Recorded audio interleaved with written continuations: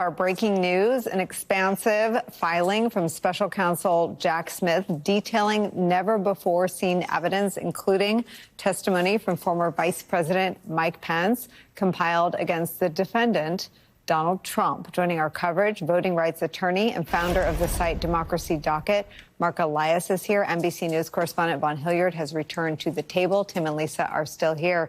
Marc Elias, your thoughts?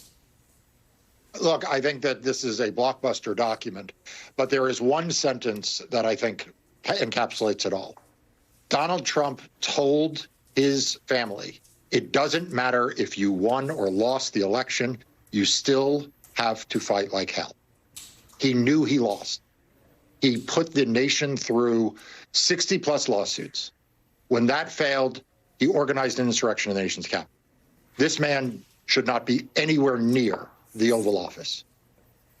Marc Elias, there's evidence that we've never seen before because Mike Pence chose not to participate in the January 6th Select Committee investigation, but he did cooperate with Jack Smith under subpoena, I believe under subpoena, to do so. And we learn what that cracks open is the frenetic nature of the pressure campaign against Mike Pence, both from Donald Trump to Mike Pence directly in face-to-face meetings with large groups, as well as one-on-one meetings and phone calls, one-on-one and with other witnesses. I think what wasn't appreciated was that Donald Trump was the driver. You know, Eastman has created sort of some mythology around himself and has been covered as a Svengali. Donald Trump drove the mission, both to lie about losing because of his vanity, as well as to bring the mob to Washington on January 6th, as well as the effort to single out Mike Pence to do the dirty deed of overturning their defeat and convince him to do that. I wonder what you make of Donald Trump in the command and control position of both a deadly insurrection as well as a refusal to concede defeat.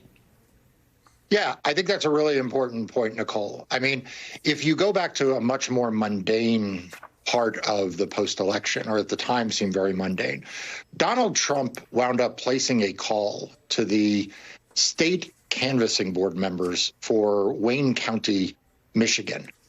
It was kind of an odd thing at the time that you had the president of the United States calling two local canvass board members with the RNC chairwoman, trying to pressure them not to certify Detroit.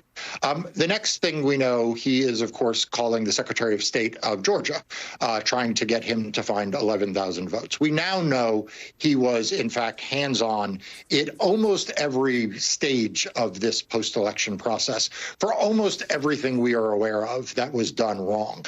He is hands-on in trying to pressure Mike Pence. He is hands-on in trying to pressure or to build this January 6th insurrection rally effort.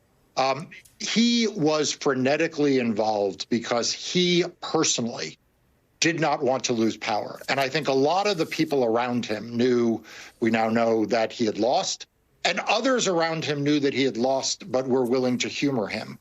But he was the only one spending 24 hours a day, 7 days a week, every moment, frenetically trying to figure out a way around leaving office. Well,